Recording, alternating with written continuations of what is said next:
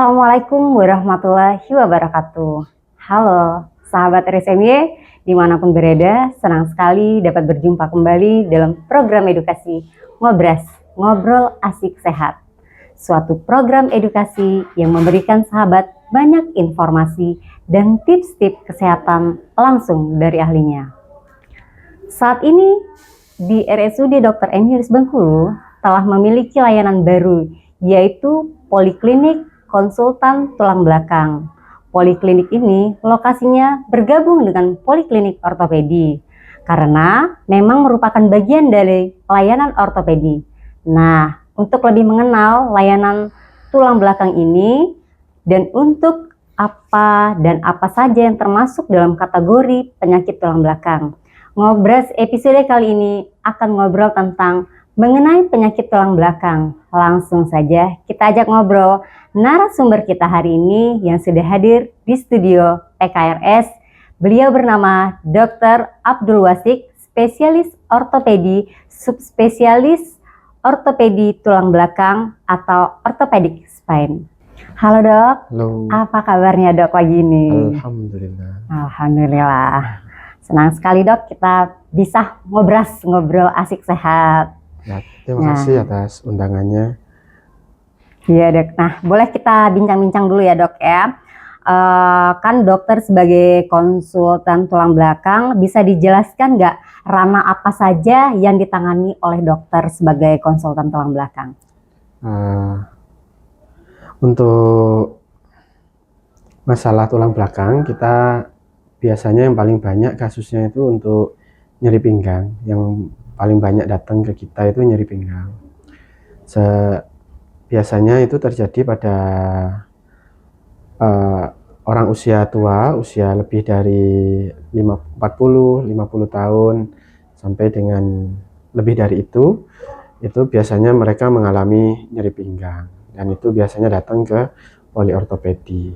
Untuk pengatasan nyeri pinggang juga ada beberapa spesialis lainnya yang menangani, cuman yang bisa sampai dengan operasi salah satunya dari bagian ortopedi tulang belakang. Untuk operasinya itu mungkin membebaskan sarafnya untuk mengurangi nyerinya. Oke dok. Terus dok, apa saja sih dok penyakit yang termasuk dalam gangguan atau penyakit tulang belakang ini dok? Oh, tadi itu salah satunya nyeri pinggang. Kemudian biasanya ada yang dari kecil itu ada skoliosis. Skoliosis itu tulang berbentuk bengkok, berbentuk S. Itu juga datang ke ortopedi tulang belakang. Kemudian infeksi untuk tulang belakang, semisal infeksi TBC, infeksi biogenik pada tulang belakang, itu juga bagian dari tata laksana kami. Untuk yang penyakit yang lainnya itu yang tadi untuk nyeri pinggang karena proses degeneratif atau proses penuaan. Oke. Terus dok, fungsi tulang belakang pada manusia itu khusus untuknya kesehatan apa dok? Fungsi tulang belakang bagi manusia terkhusus bagi kesehatan kita? Dia itu menjaga supaya tubuh kita itu tetap tegak. Dia menghubungkan antara kepala dengan panggul. Kemudian di dalamnya itu berjalan saraf yang mempersarafi, yang mengontrol saraf untuk bagian tangan, kaki, organ-organ dalam, untuk paru-paru, jantung yang dilewati dari bagian leher, itu juga masuk di bagian tulang belakang. Jadi ketika tulang belakangnya mengalami trouble, sensor-sensor yang di bawahnya entah itu motorik maupun sensoriknya akan terganggu. Terus dok, gejala kerusakan saraf di tulang belakang itu gimana dok? Yang paling mudah kita alami mungkin satu itu adanya kelumpuhan mulai dari yang mulai tidak bisa menggerakkan total, ada yang menggerakkan sebagian dengan kekuatan motorik yang sudah berkurang. Yang kedua, karena di situ ada sensor nyeri, maka bisa juga kalau mengalami jepitan, di situ akan merasakan nyeri, merasakan baal, kesemutan, seperti itu, sesuai dengan persarafan yang dilaluinya. Oke dok. Terus apakah jika terjadi kerusakan saraf pada tulang belakang akan berdampak serius berarti dok? Lumpuh, bisa mengalami kelumpuhan. Orang jika mengalami masalah tulang belakang, dia akan mengalami kelumpuhan. Selain itu nyeri menahun,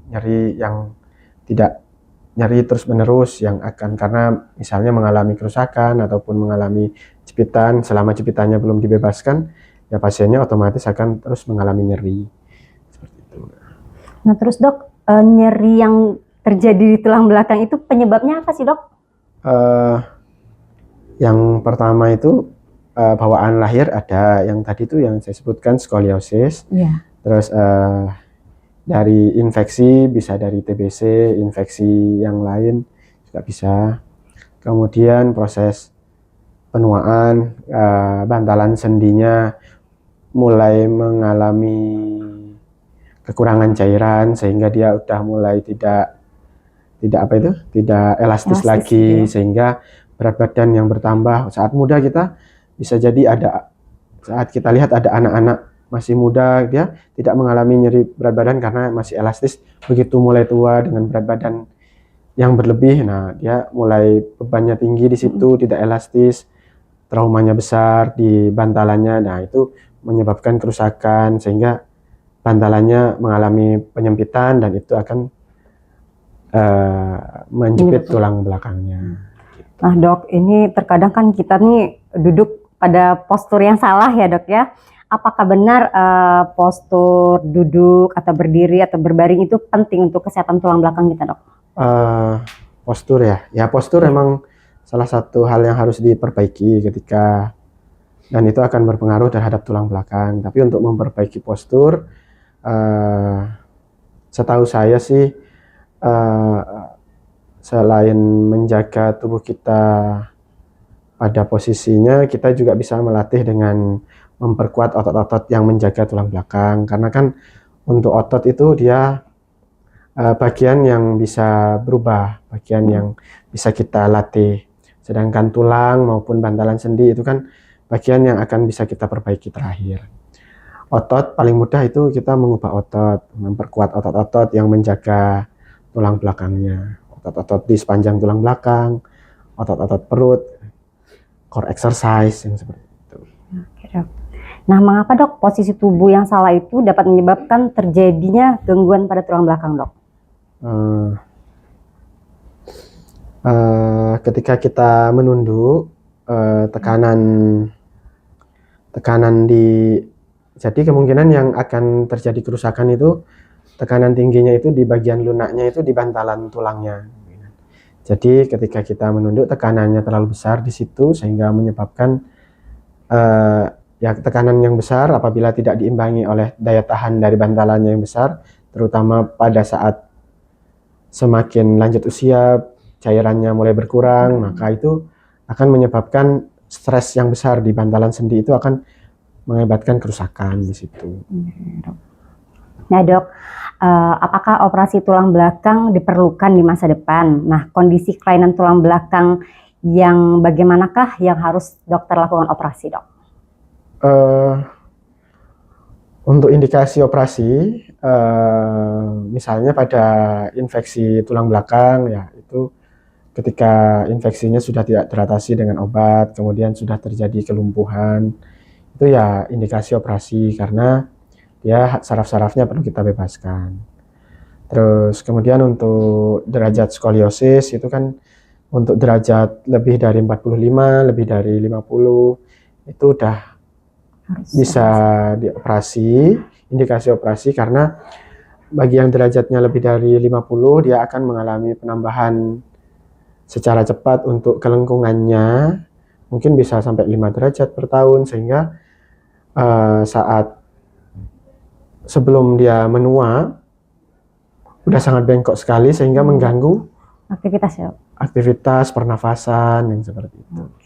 Untuk yang tulang belakang yang karena nyeri, ya apabila nyerinya sudah tidak mempan dengan obat fisioterapi, ya mungkin perlu tindakan, perlu dibebaskan sarafnya. Ya dok. Nah dok, apa saja jenis operasi tulang belakang? Jenisnya? Ya. Jenisnya ya. Oh, yang pertama itu ya bebasin saraf, bisa dengan laminektomi, dekompresi. Jadi sebagian tulangnya diambil sebagian dari ligamennya sehingga sarafnya terbebas. Kemudian kita perlu stabilisasi. Mungkin ada juga diskusnya yang menjepit, nah itu kita ambil juga. Kemudian apabila tulangnya sudah mengalami instabilitas, ya kita stabilkan, kita pasang pedicle screw. Mungkin apabila bagian depannya juga mengalami sudah turun sehingga menjepit, ya perlu kita kasih ganjal di depannya. Itu kita sebut interbody fusion. Gitu. Oke dok, ini saat ini kan RSMY sedang melayani layanan subspesialis orthopedic spine atau ortopedi tulang belakang. Bisa dijelaskan kembali dok, layanan ini melayani penyakit apa saja yang datang ke sini, pasien dengan keluhan seperti apa, dan bagaimana prosedur bila ingin berkonsultasi ke poliklinik ortopedi spine ini. Untuk ortopedi tulang belakang, bukanya tiap hari Kamis. Untuk kasus-kasus yang biasa kita tanganin itu yang nyeri tulang belakang, menjalar sampai kaki, yang tidak sembuh dengan pengobatan, itu bisa datang ke poli kita. Ada juga yang skoliosis, cuman untuk pelayanan skoliosis kita belum bisa karena keterbatasan sumber daya. Terus pelayanan untuk infeksi tulang belakang dan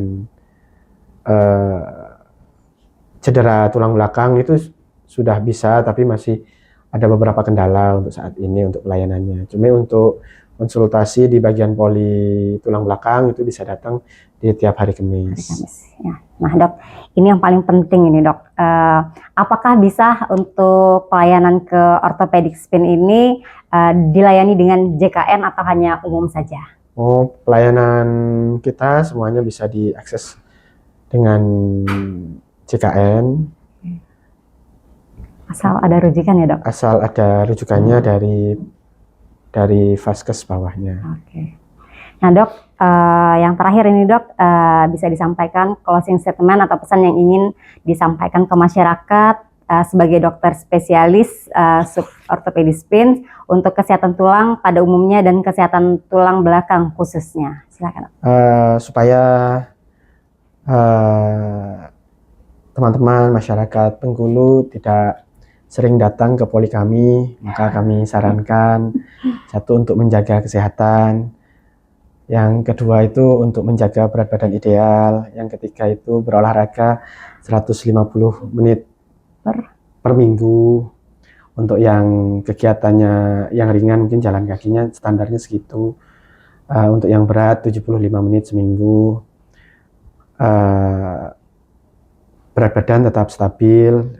Range-nya kan BMI-nya di K18 sampai dengan 25. Mohon dijaga seperti itu supaya tidak sering datang ke poli kami. Makanan-makanan yang sehat, bergizi, tinggi protein, makan buah, sayur. Sepertinya harus dihindarin ya untuk datang ke polikliniknya Ya, dokter. supaya pasien saya tidak banyak. Insya Allah. Selain itu kan juga ada, selain di itu pola hidup sehat untuk secara umumnya yang seperti itu.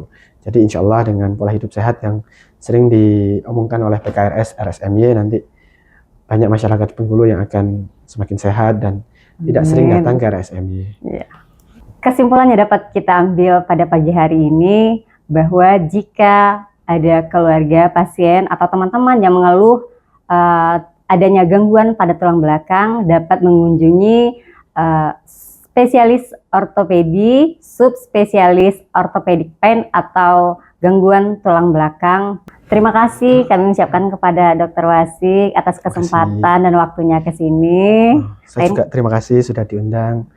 Bisa bermanfaat semoga. Jangan lupa like, komen, dan subscribe YouTube PKRS RSMY. Tetap semangat, jaga kesehatan. Sampai jumpa. Salam sehat.